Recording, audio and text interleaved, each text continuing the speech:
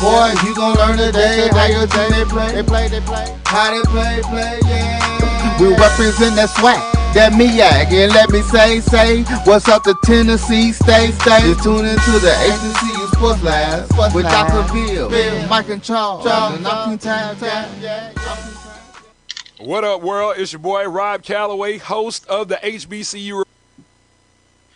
Welcome to episode 77 of the Inside the HBCU Sports Lab radio show and podcast, the show that's covering the sporting HBCU diaspora, all things HBCU sports for institutions large and small, from the NAIA to the NCAA.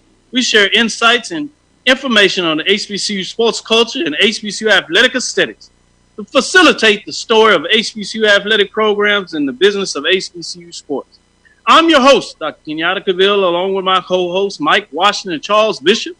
We are filming from our home studios and sending a signal live to our KSUH 1230 AM partner in the studios with Texas Radio Hall of Famer Ralph Cooper in the beautiful home of Texas Southern University in Houston, Texas. The campus of the Sport Management program at the undergraduate level with the BS, at the graduate level with the MS in Sports Studies and Sports Leadership. Professor Charles Bishop finished from that program. Just to let you know, that's how we do it. Yeah, you with me, you see him. Mike Washington, Charles Bishop, Dr. Ville's Inside the HBCU Sports Lab. As we open up another show, gentlemen, it's on for us. How you all doing? Starting with Mike, how you doing? Pretty good, man. Pretty good. Just another week, another dollar out here in these COVID-19 streets. Well, actually not in the streets, but dealing with this COVID-19 business on a corporate level and on so many other levels. But other than that, blessed, highly favored, and just happy to be here on your show, Doc, and with my compadre CV. That's another week. And another day of fun, baby. Man, that's cold. That's cold-blooded. Did he have to just put me out like that? He said, "Oh, my show." I appreciate it. I appreciate that, big brother. As you continue to haze all these years, I'm like, this dude here, man. I just don't get it. But with that, I was going to put them hands on you, though, for sure. You talking about you was in the streets. I'm glad you cleared that up. COVID-19, I ain't trying to have it. So with that, with my other colleague, since I just had Professor Mike Washington show out a little bit, let me go to Professor Charles Bishop, the other part of the triumvirate, if you would, and part of this team. How you doing, Charles? Doc, I'm getting it in now. We big on getting a little exercise in, whether it's biking or running, and trying to get this little golf game tight during this pandemic, and I social heard distancing during that. So. I heard that. I actually called you today to give you an update, some questions in regards to some hot topics that we may have on the show, and he breathing Mike like he chasing somebody. I was like, oh yeah. Now, did you see the scores? A couple of weeks. Was it under 80 or something like that? I saw that. Yeah, now, I'm not trying to hear all that. This is Charles Bishop flossing right now. Yeah, he's flossing. Got the little vest on, half a sleeve out. You see how he cocked that sleeve up there? Yeah. Chicken wing to make sure everybody saw it. Trying to show that little bicep? Yeah, I see it. Man.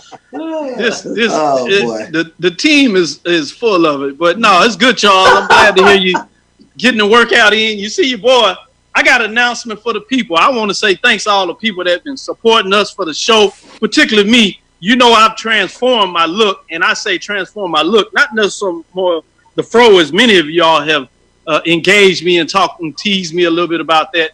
But in terms of the weight, in terms of weight loss, I am at 60 plus pounds, people. Congratulations. Yeah, that's crazy. That's huge. But you all are part of the team, and you all are taking off that work and that weight yourselves, but y'all didn't have as much as I had to go. So, y'all taking 10, 12, 7 pounds off here and there. So that's good work.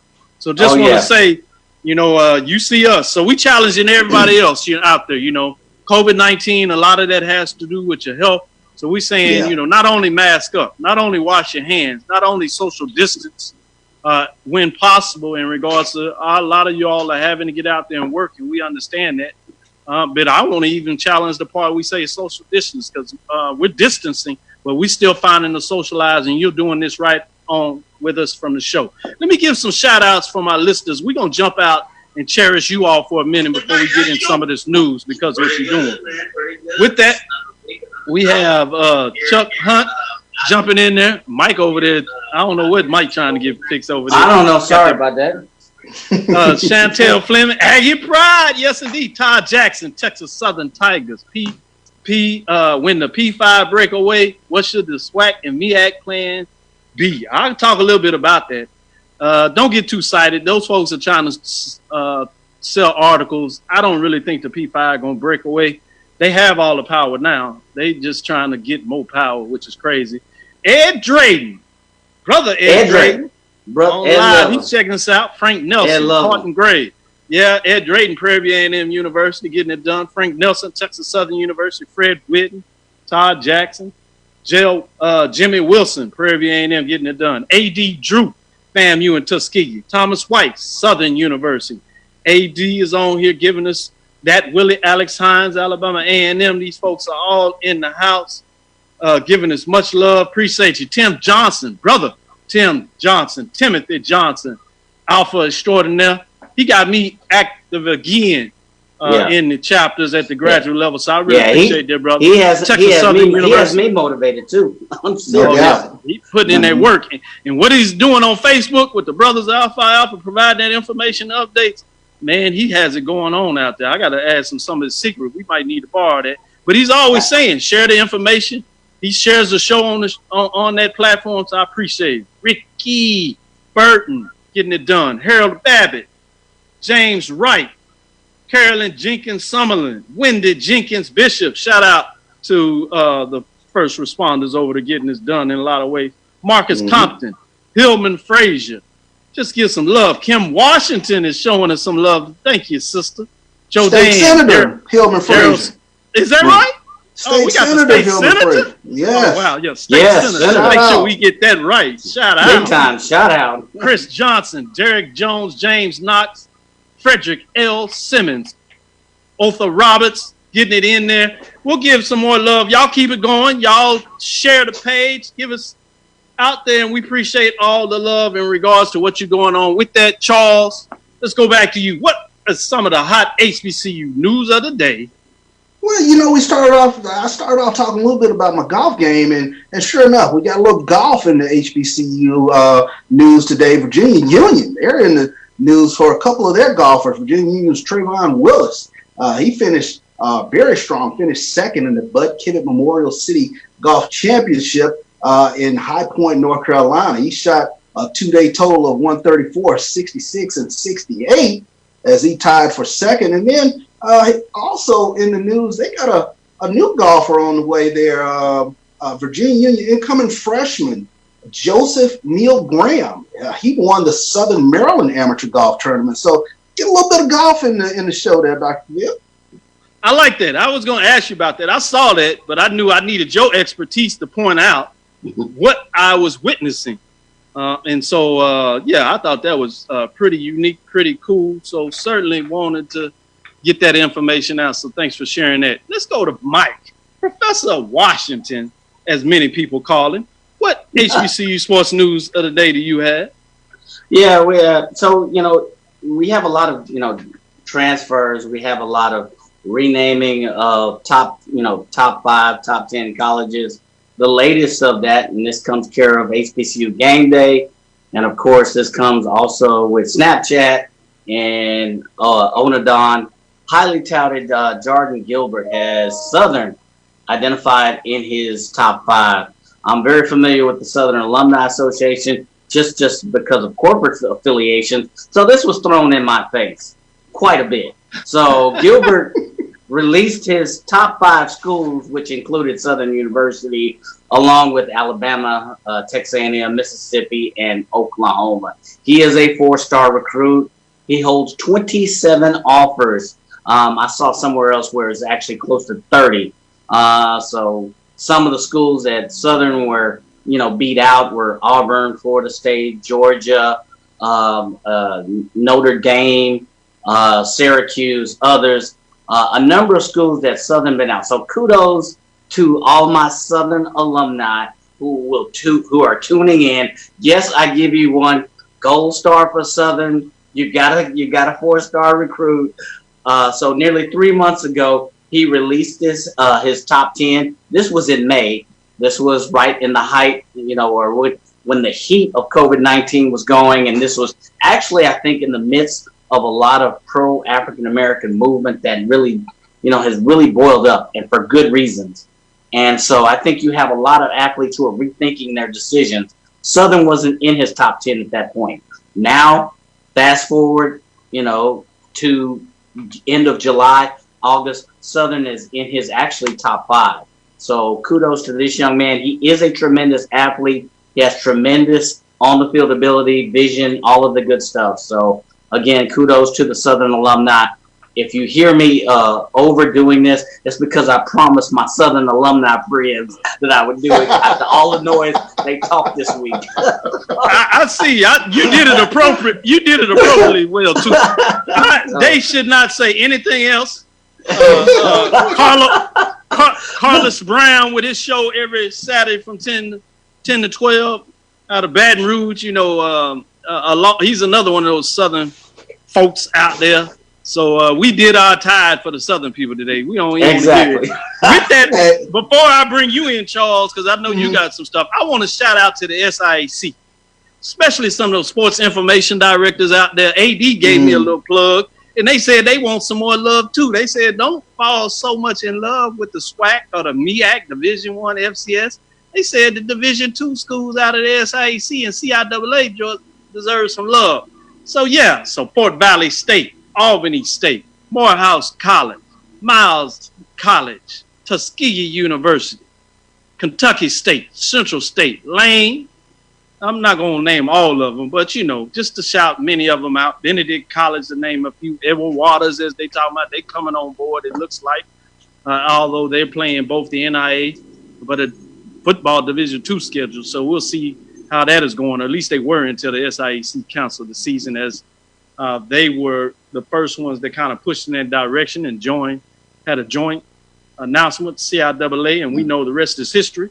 But with that, Charles, let's run back to you as we get in there. Any other news that you want to show? And we're going to take a deeper dive in the second half of the show after our early interview, where we'll get into a little more detail about some of these subjects, and we want to get the listeners their chance of thoughts. So we carved out some time in the second half of the show to explore some of your thoughts a little more than we do when we have two lineups, and we decided to give you all a little more voice this week. So with that, get your questions, subject ready. I think we have one already out there in terms of the Power 5. What may that look like? So we'll make sure that we capture that, and I'm sure there's some other questions out there.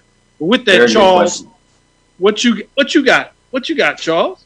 Well, let's take a look at McCourt Maker, and of course there was some speculation after he said that he would be looking at going to Howard. There were still a lot of people who was like, well, you still can look at the NBA G League, but he is opted out of the NBA draft, and he looks like he will be headed to Howard. So whenever they start playing a little basketball, we're going to get an opportunity to see this young man in the MEAC. And I like bravo, like you said, Dr. Cavil, shout out to that young man, because I tell you what, he has done a tremendous job in some of his comments to some of his likely detractors. So I want to send a shout out to that young man in terms of some of the things that he said via tweet. So shout out to McCourt Maker in terms of making the decision to actually choose HBCU.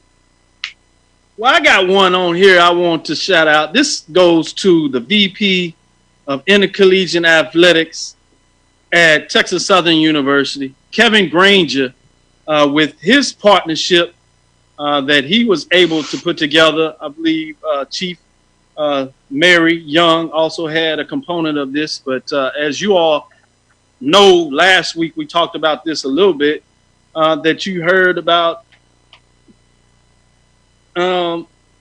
Texans Deshaun Watson, proud partner with Texas Southern University. A nice article in Houston Chronicle by Aaron Wilson.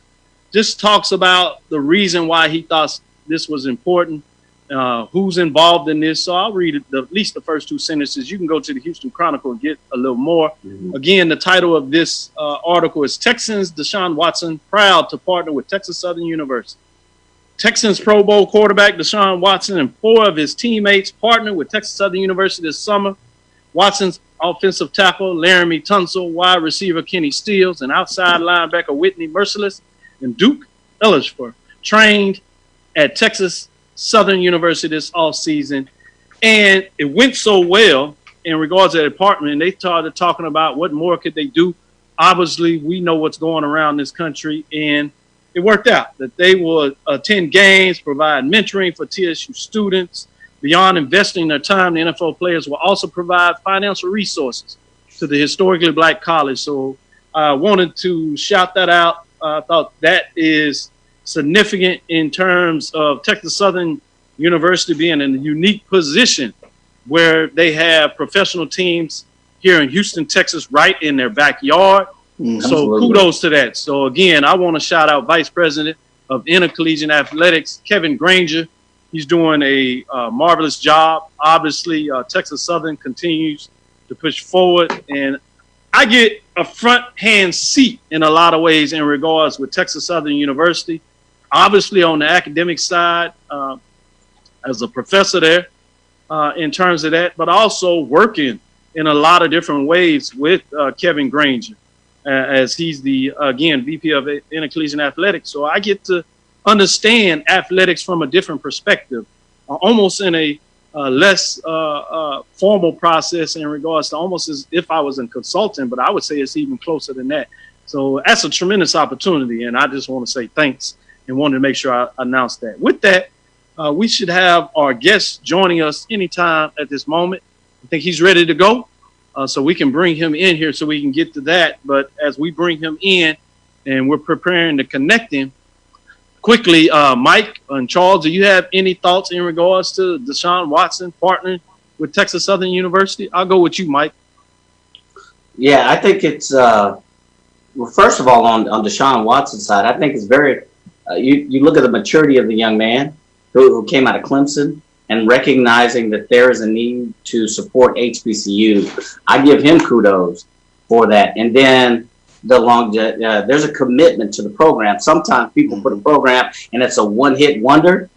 He's made a demonstrative commitment to that program for HBCU. So I basically commend him on all levels. So I know we got to get to our interview, but I want to do that justice. Kudos to Deshaun Watson.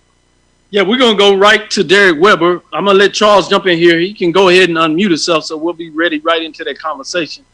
Charles, what are your thoughts on that?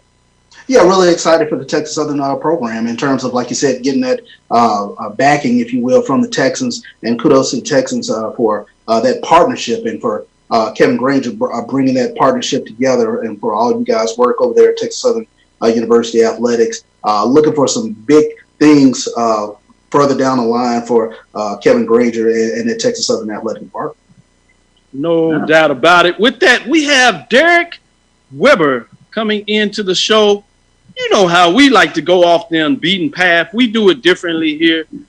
We like to engage people on the business side of sports. So we're going to give you all your information that you can in regards to your HBCU sports, which includes interviewing players, interviewing coaches, athletic directors, getting their perspectives.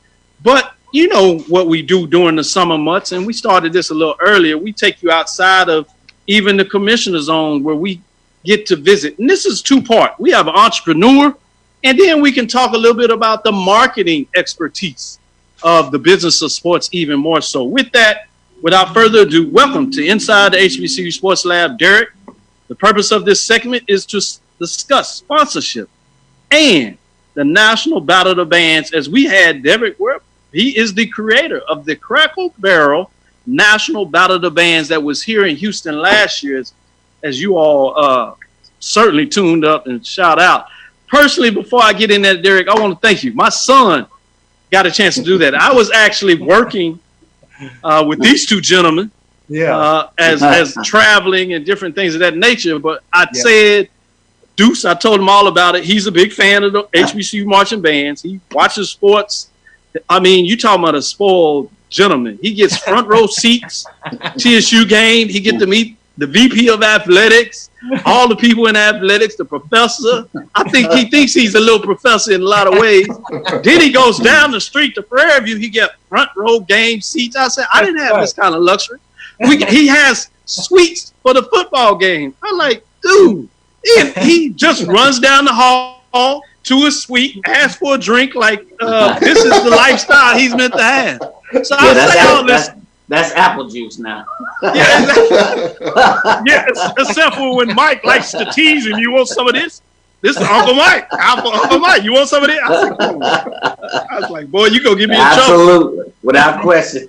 You know Kim's on here, so I ain't gonna get you. So, Derek, you see how we cut out. We're serious about this, but we sat down and we like to have a conversational piece. So we get in that. Before we get so much in terms of what you do and why you do what you do, tell everybody a little bit about yourself. Where you from, and what you're about. Well, I appreciate it, and thank you so much for inviting me on today. And it's an honor and pleasure to be a part of this group of fellowship. And so, just to give you a little bit of history about myself, I'm an HBCU grad, Hampton University. And I came into this space. I kind of fell into this space a little bit. Used to do advertising for McDonald's in the state of North Carolina. From that, it led up to me doing work with NASCAR and Street and Smiths and those folks, doing sales and cracking the industries that way. That led up to me working with Urban Sports and Entertainment Group. And actually, I was a founding member of Urban Sports, helped develop all the projects, helped integrate and create the CIAA tournament for what it is, the fan experience, artist integration, the day parties, Super Saturday events. So CIAA was kind of my baby back in the day when I was at Urban, as well as creating the Honda Battle of the Bands with Rocky Whitaker and Micah Fuller at Urban. So, kind of fell into this space, had a love and passion for it, and never knew that I would be an entrepreneur. But, I followed God's plan for me and his direction for me. And so from Urban Sports, I just had to take a leap of faith, man, and create and do my own thing. And so we took a leap of faith, created Weber Marketing. And same thing, man, that we did for CIAA, we do for other conferences now. And started off with the SIAC conference and working with Commissioner Moore. That evolved into working with the SWAC, and we've been a long-term partner with the SWAC through the bad and now the good, so to speak. And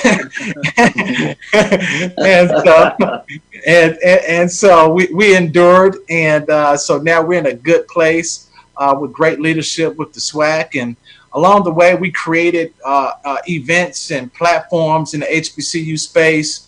The Queen City Battle of the Bands, then the Queen City Battle of the Bands evolved into the National Battle of the Bands, in which that Cracker Barrel was the title sponsor of. And our whole platform, man, is basically to raise awareness for scholarships and marketing dollars to support HBCUs. So with our Battle of the Bands platform, we have generated a little over $500,000 in 6 years that went directly back to our school programs. And we probably generated a little over $1 million directly that impacted HBCUs across the country in our short little window. So, we work directly. If you want to look at us from a three-legged stool, our firm represents and works with HBCUs. We have properties that we own, and then we do a lot of brand integration for brands themselves, like Ford and Cracker Barrel and Cricket Wireless and some folks like that. So that's kind of how we got to this spot, and a little bit about what we do and how we do things, and the great opportunities that we're looking forward to for the future. Man, that's tremendous introduction, and appreciate you taking that deep dive in so many different ways. That's exactly what we talk about and why we brought you on.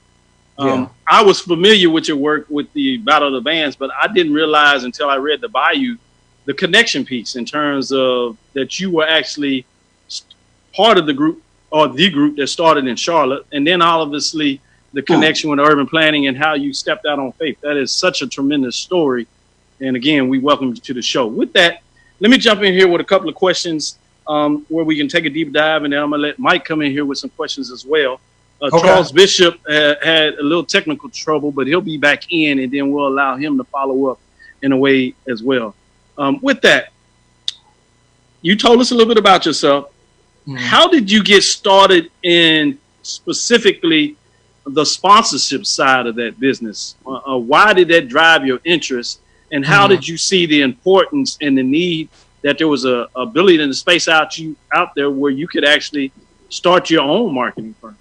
Yeah, well, man, I knew in order for my company to be successful, like I was always an operation guy.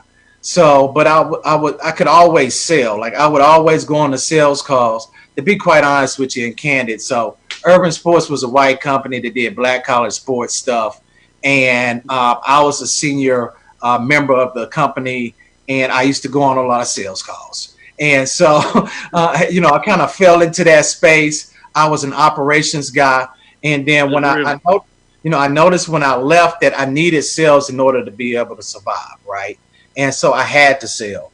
And so with the relationships that I had developed over the years, I just built it one brick at a time, took one project from 5,000 to 7 figures and, just kept chipping away at it. And to be quite honest with you, like, I just don't go away. Like, I'm very relentless at what I do. I'm very persistent at what I do. And my team is the same way. And it's just, we got to eat. Like, we got to eat. And our schools got to eat. And that's the whole part of it, is educating these brands and these sponsors to let them know, number one, there's value there, and number two, we haven't been paid attention well, and our spending power is tremendous. So you can play them games if you want to, but Nielsen says that if you don't have a strategy that's directed towards us, you lose. So absolutely, that's the reason why I jumped into it. I knew it was vital to make our projects sustainable. Like, we need that sponsorship money to make it sustainable. And I just kept building on that and growing on that in order to make the projects grow. And that's the only reason why I did it. That's the only reason why I'm in sales. Like, I don't like doing it, to be honest with you. But, you got to do certain things. And when you do certain things, you have to make sure that you sharpen your pencil and be good at it. And so it's just being persistent, man. It's like being on the free throw line, man. You got to practice at it. So I like that sports correlation on the sports show. That's very good. Yeah. So we'll have Dr. McGregor on next week in regards to what's going on. And I'm going to connect you to Crystal McGregor. She also went to Hampton University. She did her PhD at the University of Michigan. She's from the Caribbeans. I don't want to tell all her story because we'll have her on the show next week. But she actually does research on the marketing side. Yeah. So in a lot of ways, she'll be able to give you some of the research data, more than just the data analytics that I'm sure you already do, that will help connect those businesses as they ask the research questions that you're talking about as we germinate and talk about the HBCU culture that I've derived from a theoretical framework. So that uniqueness of what we're building here is extremely important. So I'll make that happen. With that, Mike, jump on in here and get a question as we move forward. Yeah, thanks, Doc. So Derek, oftentimes organizations confuse, or people confuse, sponsorship, sales, and marketing. Simple terms, right? Your group has a niche in this, specifically with regard to HBCUs. How do you bundle? What is your approach for HBCUs and their sponsorship and marketing to other, corporate suitors? And how do you bridge that gap? What is your approach, or what is the organization's approach? Yeah, and that's a great question. And so, I mean, listen, I'm here to state pure facts, and it goes back to the research and having that information on hand. And I'm just lucky to be in a position to where I can pull and get that information. But like, I go into a particular brand and I identify what their sweet spot is, and whatever their sweet spot is, we can fix that. Like, because within this African American consumer space, I mean, we spend $1.3 trillion. Okay, so that means we over index in everything, and so that means that from research and once we get the information pulled together, whatever particular brand this might be, I'm going to use Cracker Barrel as an example. Okay, so they knew going in that they were missing the mark. They were missing the mark because social media was responding to them differently. They was responding to them saying like, yeah, I like the stuff, but I don't feel good sometimes when I'm in there, or it's not a brand connection with me as a consumer. But once you go in Cracker Barrel, you love the pancakes. I love the catfish and grits. Like, they're just items that we just relate to. And we will identify with that brand and still support that brand, knowing all the obstacles that are in front of us. So what we did was we just said, okay, if you did this differently, like instead of like sunny side eggs up, why don't you do the scrambled eggs with cheese? We identify with that more.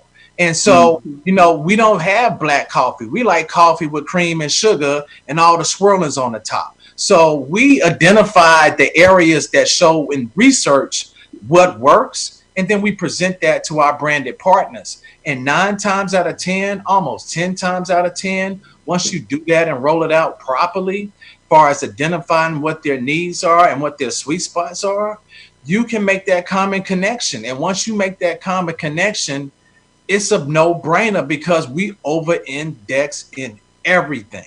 So that's what we do. We just take simple approach. We don't say, yeah, you can get a banner here.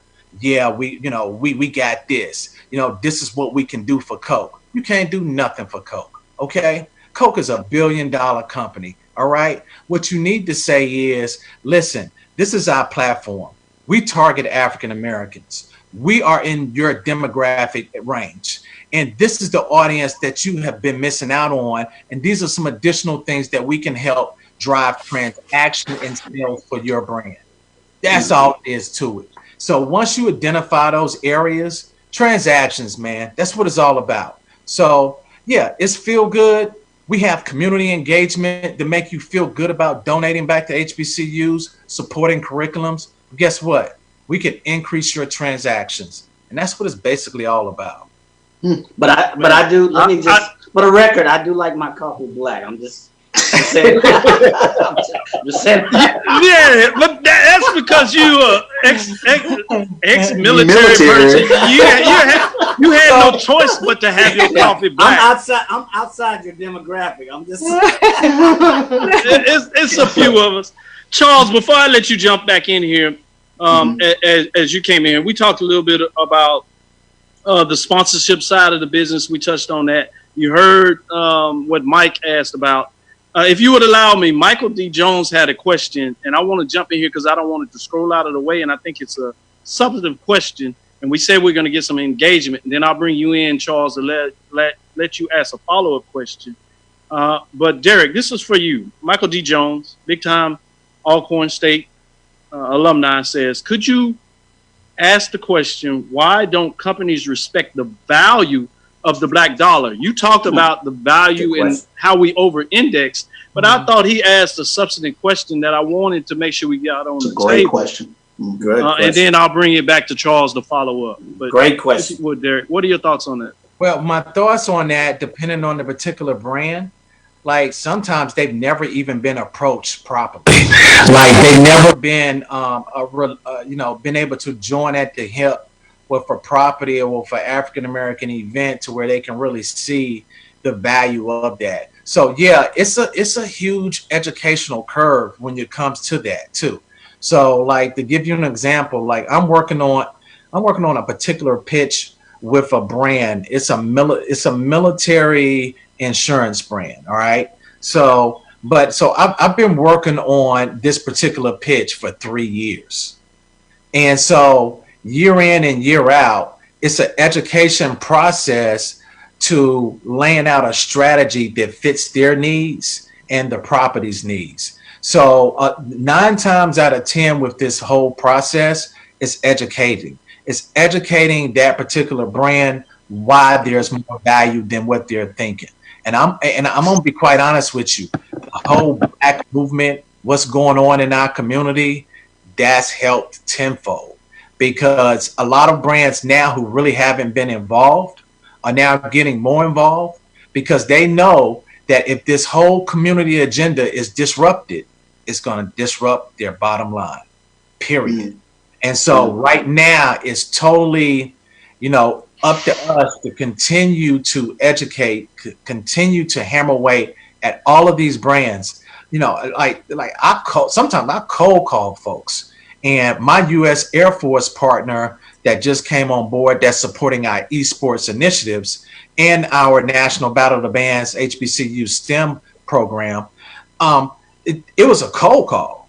And so sometimes you have to take, uncharted waters and do things different ways in order to reach that person. And once you reach that person, you got to realize that if they continue to tell you no, that's because they're not educated.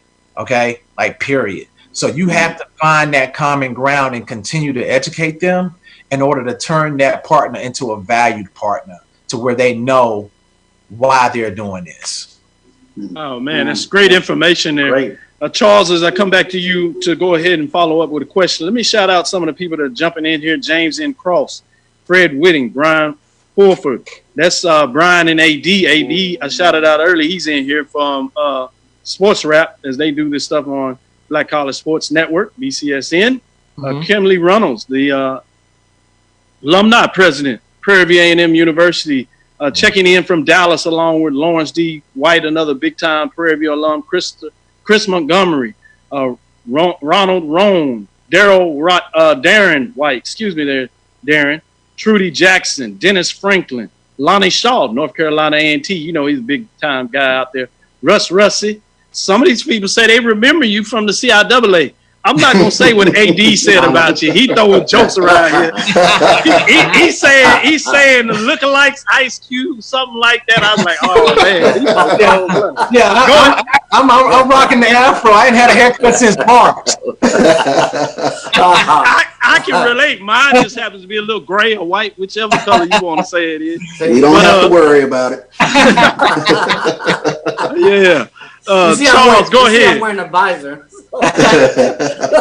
Sure thing. I wanted to kind of ask this question in terms of how did the partnership come about? How did the partnership come about with Cracker Barrel and the National Band Showcase? And I'm especially curious in terms of marketing band showcases, because there's a football community, there's a band community, and sometimes football community takes a look over at the band community with 40, 50,000 people at a Honda Battle of the Bands on the back.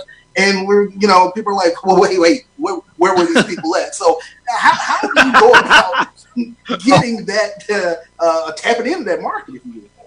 Well, I'm going to be quite honest with you. Cracker Barrel, we took on a Cracker Barrel project in 2016, and we were partnering up with Reach Media. We used to handle all of Reach Media's activation on HBCU campuses. So we would do like a Ricky Smiley tour, we'd do a Geico tour. And at the last minute, like 3 weeks out, they asked us to come on board to help out to do this Cracker Barrel initiative that just came on board. And we were executing a step and stroll. We went to like 5 universities that we had great relationships with. We knocked it down, and the relationship started from there. And year in and year out, we just did more stuff with Cracker Barrel. See, this is also key. Like when you're talking sponsorships, and you have to like a sponsor, it's like buying a car, but a sponsor still has to put gas in a car to make it run. So you can buy a sponsorship, but the sponsor still has to put money into it to make sure that it works, right? So same thing, like you bring a sponsor in, you have to be able to have great client service to keep upticking that sponsor year in and year out, to support your initiatives, right? So we started off small with a step and stroll. We were a third-party vendor through Reach. The following year, we got brought on to do a little bit more with the HBCU tour. The following year, we end up doing, general marketing, consulting with store launches in Victorville, California, and Portland, and Jansen Beach. So we started to do more general market stuff. From there, they came back to us and said, well, tell us about how we can get more engaged with HBCUs. Boom. You should do our Battle of the Bands project. So, we're moving to Houston. We created a partnership with the Harris County Houston Sports Authority. One of their first. There you go. And they gave us the opportunity to get state funding to help fuel it. The Texans came on to be a partner as well with the Lone Star Sports folks. And so basically we just kept chipping away at it through our client service work with them from day one. And so when the opportunity came up, we did all their stuff for Sister Strut. And so when the opportunity came up, we was like, yeah, you guys should partner up with us on this. And they looked at it, and we showed them the ROI value and case studies that they would get for as brand recognition and brand exposure. And it knocked it out of the box. Let me ask this follow-up question real quick, Dr. Cavil, in terms of how important is it to make that partnership with these various local governments? You mentioned the Sports Authority in Houston. As you look at various state taxing authorities, or if you will, how important is it to make that connection? Oh man, it's key. And you know what? It's super easy, but if you don't know, you don't know what you don't know. And to be quite honest with you, that's the main reason why I left Charlotte. And so we had this great event that we did in Charlotte. We funded it totally on our own. And the event outgrew the stadium that we were in. And we were trying to get the Panther Stadium, and it felt like pushing a rock uphill. They'd be like, "Oh yeah, we want you, but we really don't want you." It was that sort of deal, right? So, I was working with the SWAC in Houston, and the SWAC was, when Dora was in charge, was, going through some things in Houston, and I already knew the people, and so, a colleague made the introduction, and we was like, this is a no-brainer. And if you are able to put heads in beds and butts in seats, it's a value to that. So in Charlotte, we had an economic impact, I think, of around 4 or 5 million. I think about 4.5 million in a 20,000 seated stadium. We had a weekend where we had an economic impact of 4.5 million. Wow. Wow. So I went to Houston and gave them the numbers, and they was like, yeah, this is what we can offer. If you can bring this many people, this is how we can support you. This is how we can support you with the stadium. This is how we can help support you with marketing and integration into the community. And this is how we can support you, with creating partnership with Lone Star. You know what I mean? And so I used that same model. And so we got a project in Miami at Miami Gardens, the Orange Blossom Classic, that's coming back. So we took that same model. We're doing it like that there. And with the partners in Miami Gardens. And so it's vital because, listen, man, if you're bringing in the first year in Houston, we had 6.3 million in economic impact for the Battle of the Bands. And I'm going to be honest with you, we use all minority vendors. All right. Mm-hmm. So that's just what it is. All right. So, and so the ridership up with the Metro Rail was up 10%. We gave away $100,000 in scholarships to the participating schools, local high schools, and step groups.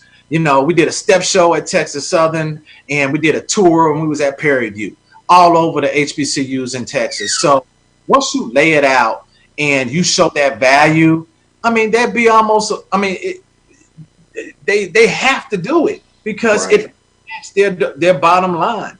And so once we found out the model, and to be honest with you, I got the model from CIAA. And so once we created it at CIAA, like once you generate $42 million for a week and based off your events and ancillary events, it's simple math to be right. Mm-hmm.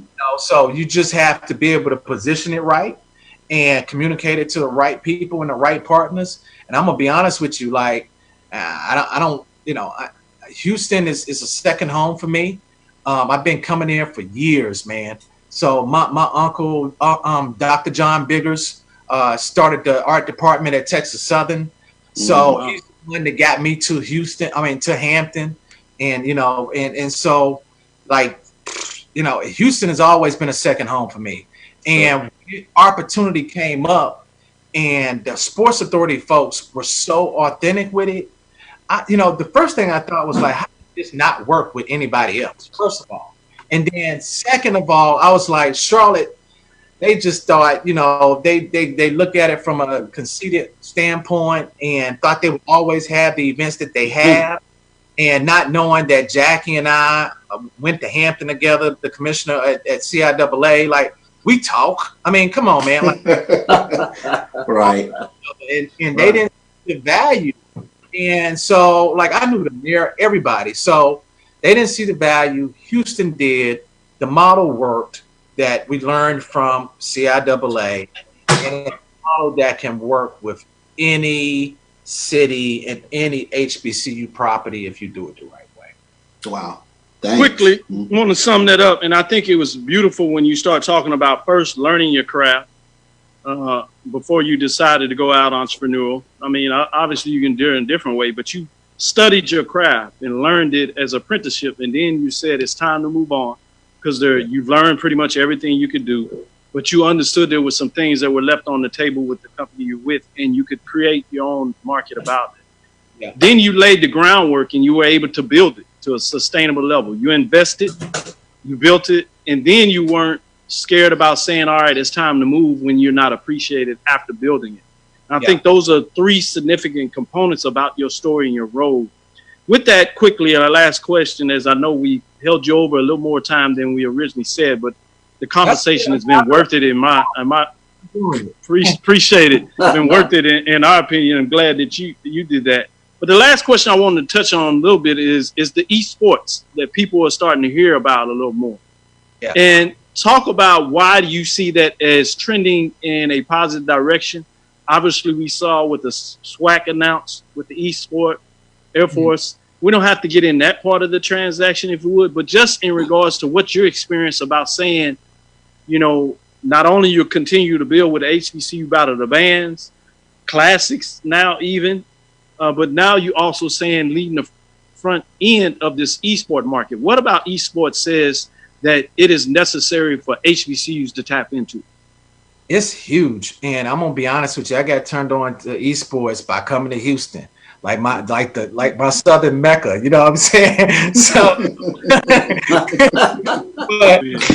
but seriously, so we're integrating esports into everything that we do.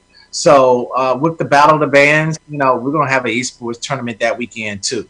So I mean, everything that we do is esports driven. Number one, because it's just like to give you an example, when social media was blowing up, and it was going from TV media to social media, right?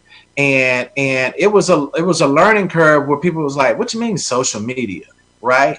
But the power of media, right, is huge because it just lives forever. It lives more than TV. It has more value, right? And so it was a huge new push. And just think about the trends in sponsor spending, right? It went from even you can say from radio to TV, from TV to social media, right? Yeah. Like the trend throughout the generations and throughout the eras, right? And then like some of these, they'll never go away, but the dollars shift, right? Yeah. So advertisers shift because they're looking for a new generation of consumer, right? That new generation of consumer now is the gamer. And that gamer is online like forever. And now, so it's you saw radio to TV, TV to social media, and guess what the next one is? Social media to gaming.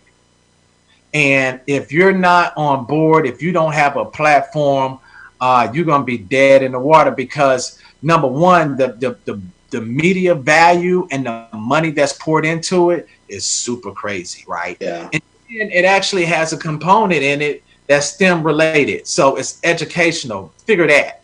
And Yeah. so now the whole thing is, educating parents to saying like, listen, like this is an industry. Like this is a multi-billion-dollar industry. You're telling me by 2021, the viewership is going to be more than any other sport other than the NFL? What? The NFL has 16.5 viewership with an average football game every week. So if you're trying to tell me having numbers of that caliber, that means like the spot rates and the CPMIs and all of these numbers are going to be higher and the money is going to be there, right? And so then I was doing some research and found out where like the PWIs, like it's starting to increase their enrollment. And so we've been digging in on this thing for the last 2 years, and we got Air Force to a space where they were going to sponsor, basically their title sponsor the SWAC gaming, but we approached it with our developers by creating that SWAC ecosystem that they own. And that's the difference between SWAC and some of these others, right? So SWAC owns their publishing rights, SWAC owns their media rights, SWAC owns their how they can integrate their talent. They can integrate curriculum into it, and it's all free. And it can be offered to all the universities based off this platform that we created with the partnership of the Air Force. So not only that, so gamers from all of the schools can game on this SWAC platform, and they can win SWAC bucks that can go back to their schools. They can win a trip to the SWAC football championship for a chance to win $1,500 in scholarship money. And basically they have a gaming community that they have the rights to. It's not like with these other companies coming in saying, jump on our platform and do this and jump on our platform and do that, because they know the value of it. And to where what we're saying is to our SWAC schools and our SWAC universities, don't do none of that. And I know some of them already jumped out there, which is fine, but if you stay consistent with the plan that we're rolling out, the universities have the rights to all their gaming rights. The universities have all the rights to their media platforms. And all of these outside entities will want to come to the SWAC community because you have the viewership. You have the built-in audience. You have control and rights of it compared to if you jump onto their ship. So that's what we've been working on, creating over the year and a half or 2 years or whatever the case may be. And it's important because, like you said, man, like this is a 7-figure industry that each university could end up gaining. Okay, like this is a whole other ball game. Okay, if you do it right, like if you do it right, and so we convinced the conference office, which that we didn't even have to convince, because they believed in us and supported it, and Air Force believed in it, and now we have this SWAC, system in place that protects us, and we can grow with it and just like take it over. To be honest with you, so it's a takeover opportunity. That's a beautiful thing. That's beautiful thing. It is. That's why we do what we do, is bring this new information and platforms a different way. So wanted to say thank you, Derek, in regards to what you bring into the table. Beautiful information. Last thing I'll leave you with to let you know how you making strides here. This young brother is going to make the SWAC money. Another reason is great move for FAMU. So had to throw that FAMU loop back in. Boy, they strike again, don't they? That's Kevin Crawford. I think he's saying he's all in for the SWAC. He's like, yeah, we did what we did. Yeah. Great move. Dwight Moore. So all these, Thomas White saying great information. Chuck Hunt says, man, sports behind the scenes is beautiful. So just want to say thank you for your time, Derek. We'll bring you back up as this continues to grow and move forward so we can tease out more of this information, let people know how they can get to it. But let people know if they need to contact you, what's the best way they can contact you if they need more information on. Yeah, they just want to follow you. They can just go to webermarketing.net and on our website and get all the information. Of course, follow all our properties with the Cracker Barrel National Battle of the Bands, but definitely webermarketing.net. And we want to be a resource and a tool to help our community. So whatever we can do to help push that agenda along. I think that's why we're here to serve. So thank you guys. One thing I will say thank you for. I'm sorry to interject. You do involve HBCUs and bands west of the Mississippi. I'm just gonna put that on the table. this is not an A&T, fam, Howard. There's some Prairie Views in there. There's some Gramblings. Okay, I just wanted to throw that in there. Sorry about that, Doc. I know. You need to get that in there. That's good. That's good. You got to poke the bear a little bit. So Derek Weber, you got your charge. You know what you need to make sure you're doing. You want to keep coming back on this show. Exactly. Mike Wash ain't gonna bring you back. He's like, hold on now. Hey, I got you. This we're gonna spread the love, man. With our band program, we touched over 21 bands, and absolutely, we're only getting started. And 21 bands in 6 years, man. And so that's nice. We're only getting started. We're only getting started. I appreciate that. We're gonna get ready to cue it up as we say thanks to Derek Weber in terms of giving us all that great information. A lot of the people are chiming in. They really appreciate what you brought to it. We're going to go to this commercial break real quick, and we'll be back to kind of wrap things up. Talk about a little bit of one of the questions that were out there, and then we'll provide you some shows as we see what's next as we start to come up. So with that, this is Dr. Cavil inside HBCU Sports Lab with Mike Washington Charles Bishop. Thanking you for Derek Weber joining us. Let's go to the commercial break. Thank you, guys. What up, world? It's your boy, Rob Calloway, host of the HBCU Report. And right now, you're inside the HBCU Sports Lab with my guy, all hail the dean of HBCU Sports. You know I named him that. Dr. Kenyatta Cavil, my guy. What's happening, man? This is Dr. Cavil inside the HBCU Sports Lab radio show. As we come up to the top of the hour, little discussion that was coming out that I wanted to get out there. One of the first questions that was on the floor was about Power 5. And you're hearing all this news that, you know, they're talking about the shakeup and whether they're going to leave the NCAA. And I know it seems to make a lot of sense, but this is why I'd say that if you really understand the NCAA, be careful in a lot of ways. The NCAA has essentially zero control of football, particularly the Power 5. They do not control the bowl money.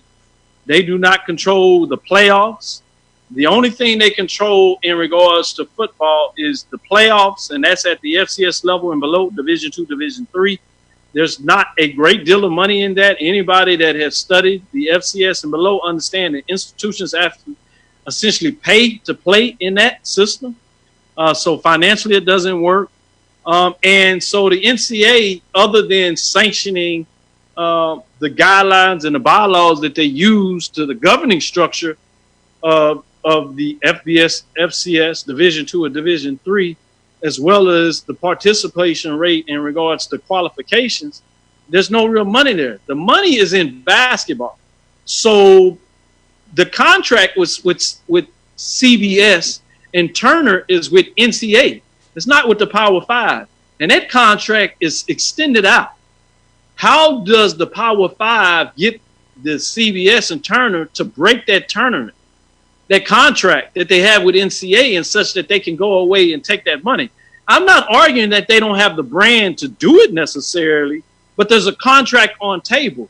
How do they break that contract in regards to trying to take that with them? That's the fault lines that makes this unrealistic. What they're trying to do is the same thing they did when they came up with this term, the Autonomy 5, which is on the books. I call it the Power 5 because they are seeking more power.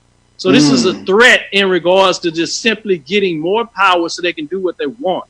In this case, unfortunately, I see it at the fault lines where it's seriously fragile from the standpoint that it's in the middle of a pandemic. It's about the health. They don't pay these players anything at the Power 5, but they get all this money.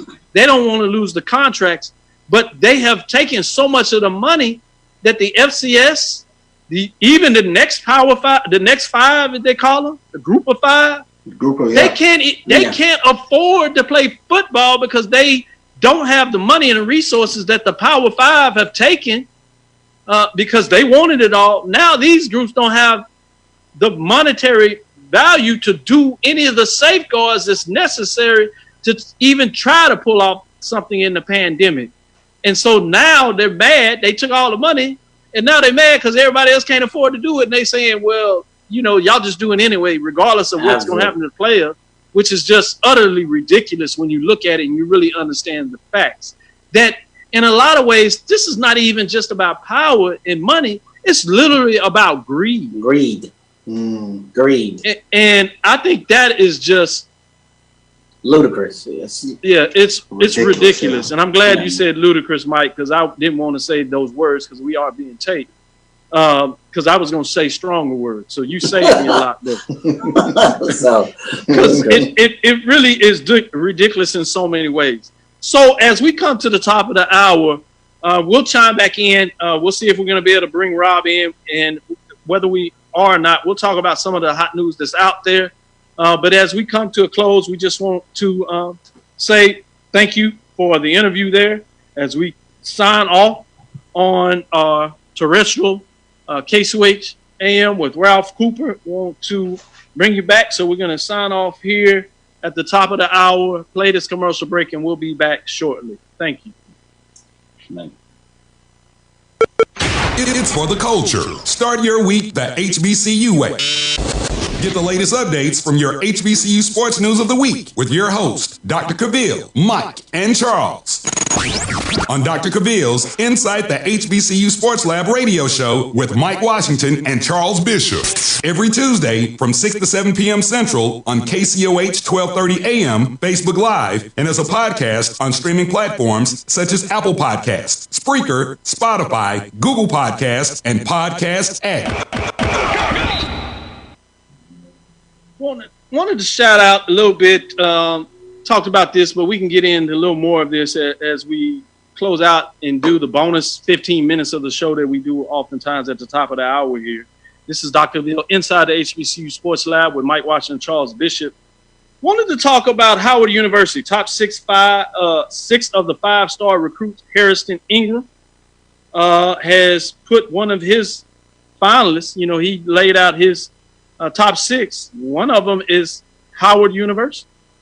In regards to that, he's a 6'7" small forward, hails from Dallas, Texas. Junior averages 19.5 points, 10.9 rebounds, 7 assists per contest. The lead St.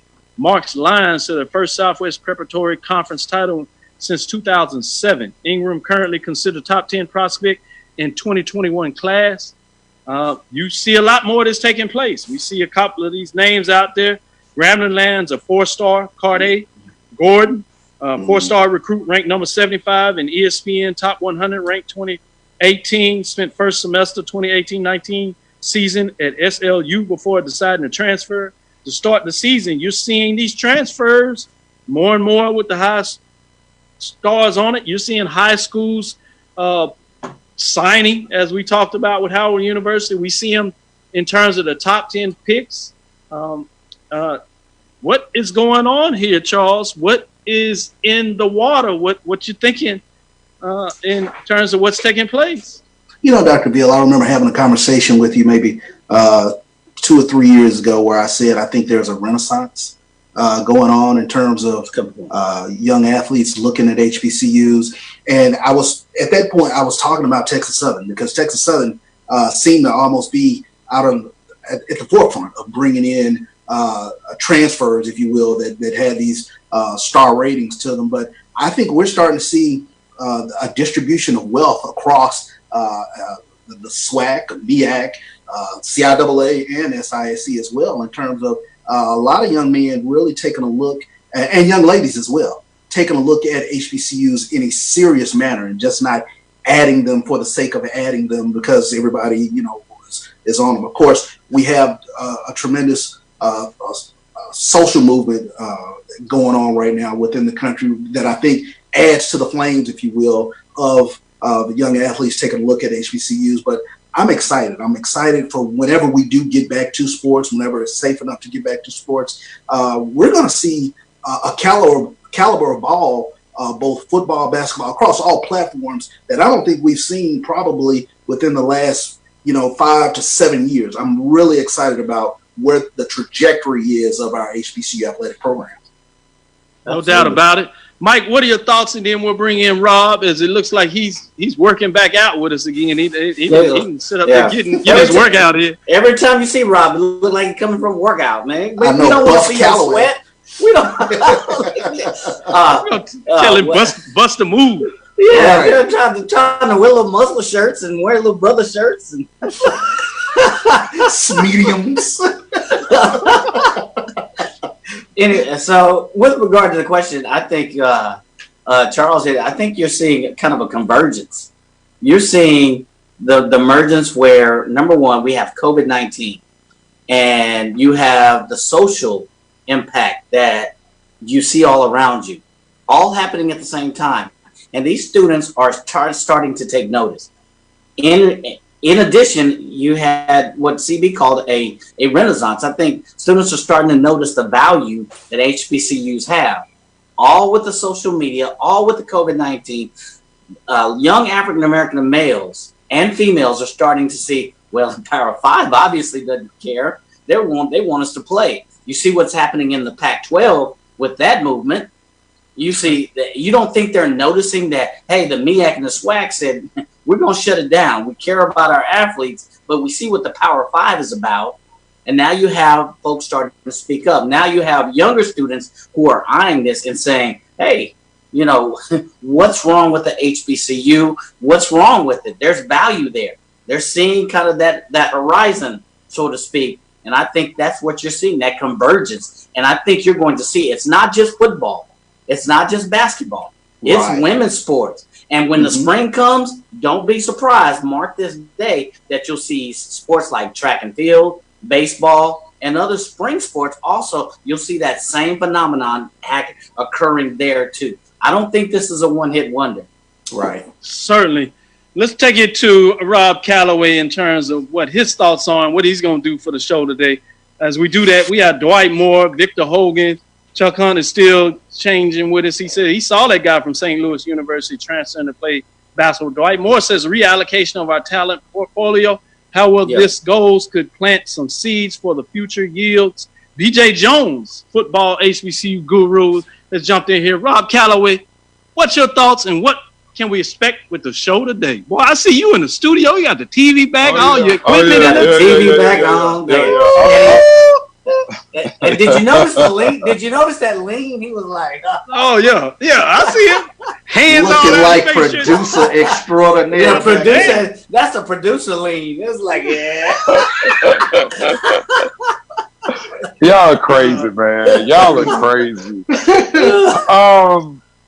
You know what? What was the question, Doc? I was just saying, what are your thoughts in terms of the changing the guard? And I'm gonna go a little specific on this particular, because there's two thoughts process, outside of that. You should build it and they will come. Obviously, do you have this direct conflict where you got the Power Fives, they have all these things, students love nice things, so you need to build more, you need to put in more development in terms of your space. Now, obviously, that costs money. But then there's the other angle. Do you market your culture that is the only thing that you can't get that? You cannot duplicate that at a historically white college. That is something that is natural to the HBCU experience. So as you're trying to develop these things, this chicken and egg scenario, do you spend the money, build up, then they come, or do you find a way with the culture to bring them, then you get the money and you continue to build? What are your thoughts in terms of the scenario? What is taking place historically? Why is this important? Well, I believe that if you could sell the culture, the culture is priceless. Like, let's just be honest. Like, yeah, you got Greek fraternities on the campuses of these PWIs, but it ain't the same. Now, I ain't Greek, but I'm going to just say, when I used to go. Go correct yourself, Rob. When I used to go, to the Greek parties, on the campus of the HBCUs versus when I used to go up to Athens, the UGA, to the parties of the West Georgia and Carrollton. Yeah, the parties were like night and day. Yeah, they had Q juice, the Q punch, but the vibe wasn't the same. The chicks wasn't the same. Like, it's certain things that you just cannot. You can't replicate. You can't duplicate. And so the thing that the HBCU experience is all about, man, is It's all about, number one, it's all about the brotherhood, first of all, and then it's all about the fact that everybody has that shared experience, and typically, I could just speak from my experience. You have those staff members that always want to make sure that they leave their mark with you, and really make sure that they emphasize the institution that you enrolled in, right? So it's like, I got teachers right now, like, I never forget, because they put that Bama State, I'm talking about, they put it in your soul. And so Dr. Freddie Frazier at Prairie. Frazier. So, it's one of those things where when you go to a school like UGA, if you a star running back, I mean, at the end of the day, man, like, you know how many star running backs they got? Like, you might be the number one dude, but if you go down, trust me, they got 2, 3, 4, and 5 just go replace your butt. You know what I'm saying? So, but the thing about HBCUs is that while they might not all have the facilities, they all offer something very unique that the other one does not. Like at Bama State, like, I could boast and brag, we got the top stadium in FCS. Like, I can't, Hornet Stadium, what it is, Bama State Stadium, and the Acadome, I mean, they sit 7,500, but I mean, it's a nice facility, but if you go to a school like Howard, like, let's be honest, it's freaking Howard, it's HU.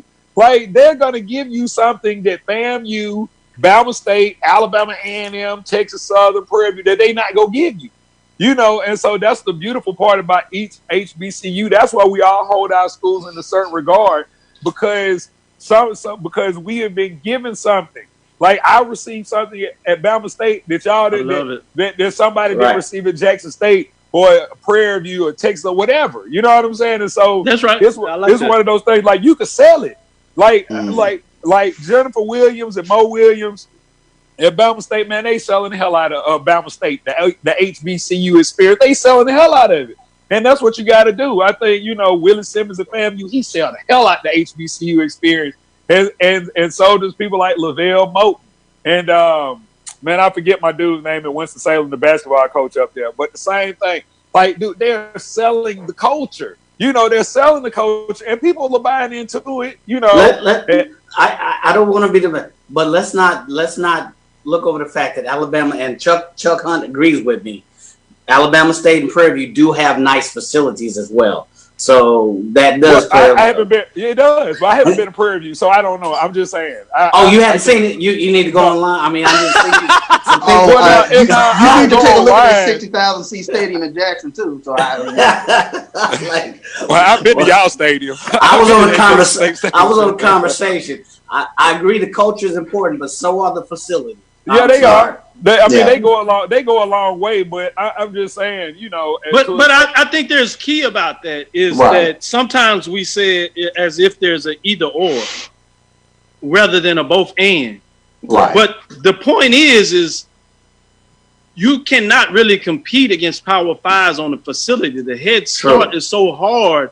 It's why you need to build up your facilities. And as Rob said about Alabama State, they are on the front end in regards to being able to say at the FCS or in the SWAC in terms of Prairie View and Alabama State, when you look at those facilities, that there's something second to none. But there is a culture about HBCUs, and there's a unique culture about Southern. If you can dip into that can resonate with a particular recruit. The same way that you can dip into that at Prairie View or Grambling in regards to the State Fair Classic versus the Bayou Classic. Both of them are huge, big events, but one's in Dallas, one's in New Orleans. So there's a unique culture about that. The Turkey Day Classic, there's unique about that. But you have the Magic City Classic, unique about that. Now, in terms of the SWAC, you have the Florida Classic. What's unique about that?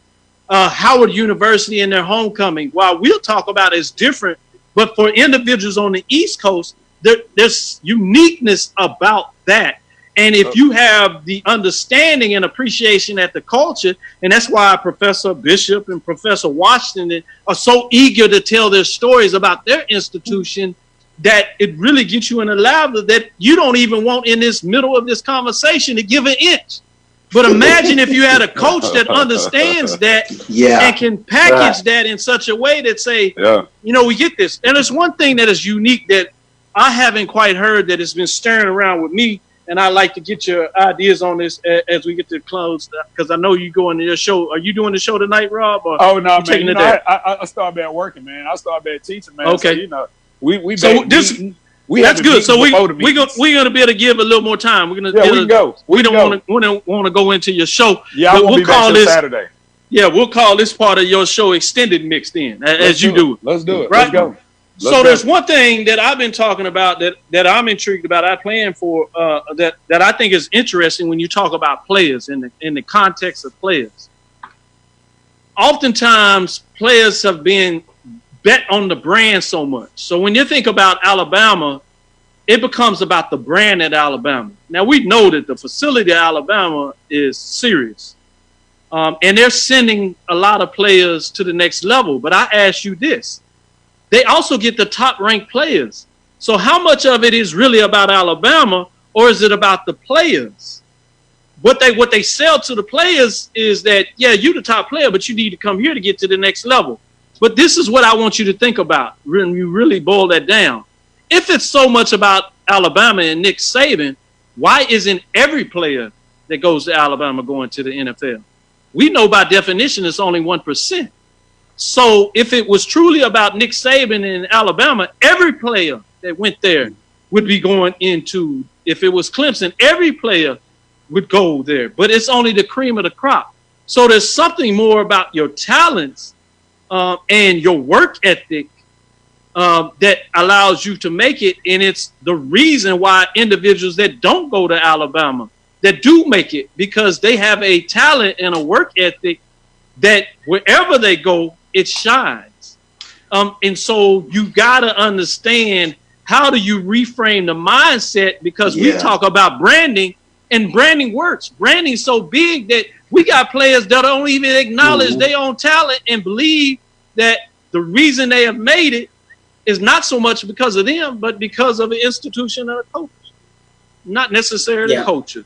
So I'm going to go straight to Rob first in regards to just digesting all that, and then come to Charles and Mike and get some further dialogue on that as I give some love to the math doc, as we call him, Dr. Roderick Holmes, as he's chimed in here. Dwight Moore is jumping in here. Chuck Hunt is giving us a lot. Floyd Hill, Anthony Weston, Henry Brooks, Deborah Harrison, Thomas White, Tony Shante, Michael Jones, Cedric Johnson are all in here giving us mad love in regards to what's going on. Brandon Bailey, big time DJ out there in New Mexico, is getting it done as we do that. So, Rob, what are your thoughts?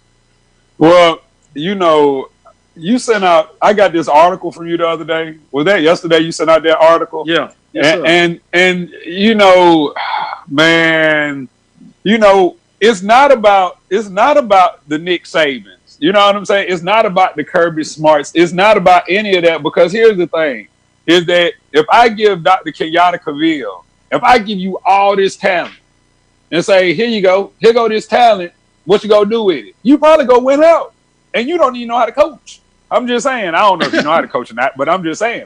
So, at the end of the day, it's one of these things where, because you are this big shiny new car, or you are this, whatever it is, this shiny toy, or you have shiny toys. You have the locker room with the massage chairs, and you got video games in everybody's locker, and you got all the stuff that kids like.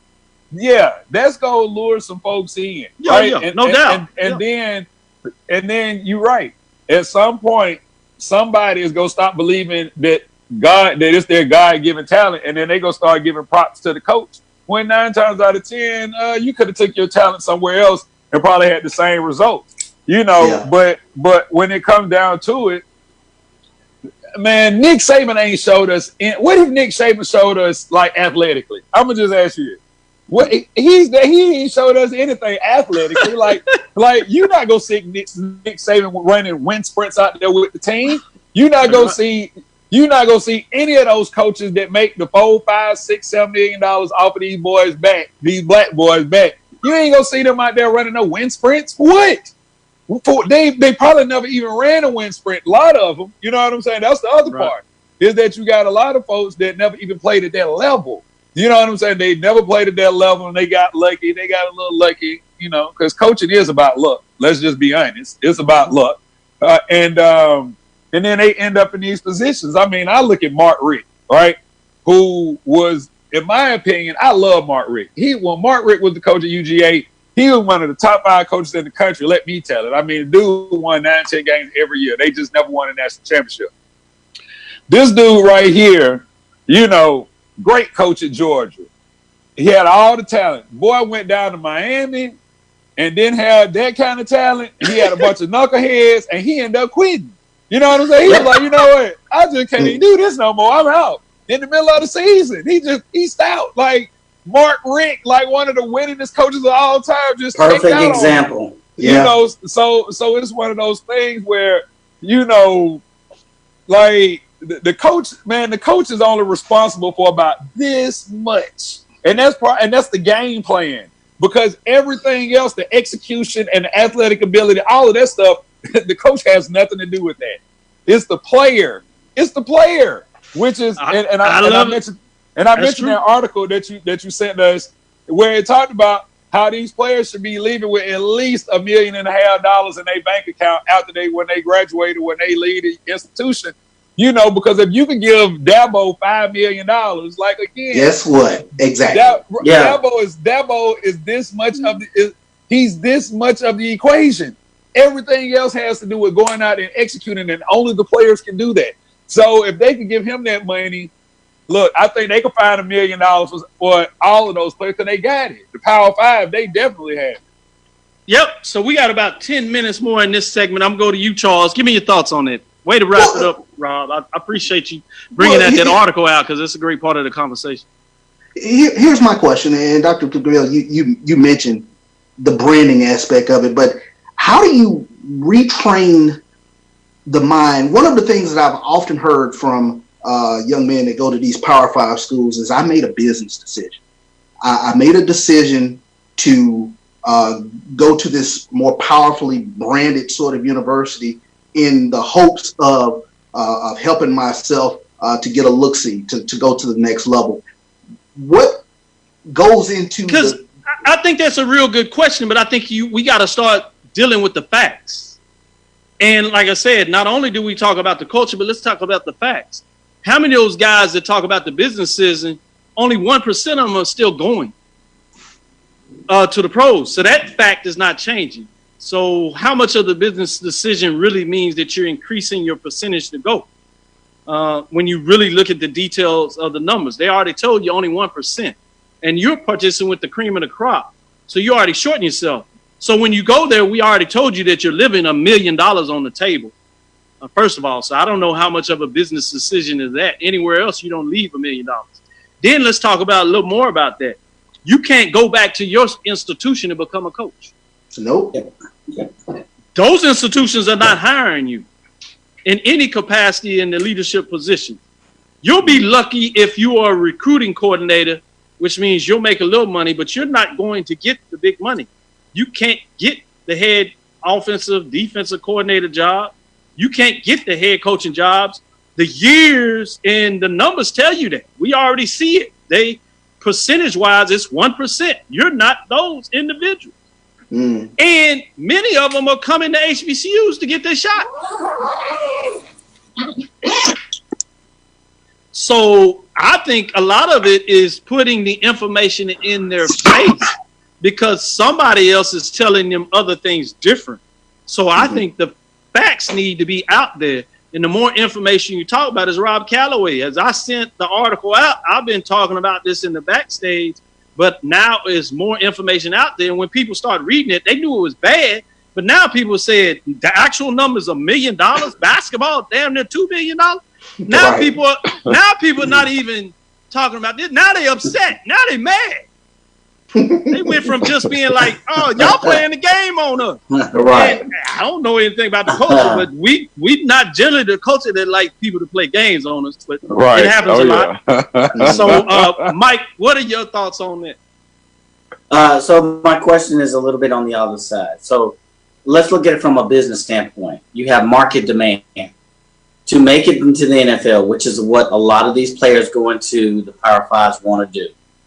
To make it there, the NFL says, you know, you've got to be a defensive tackle that played in this kind of scheme. You run this kind of statistics in the 40. You've done this at this kind of school. And there's only a few schools that fit into that category.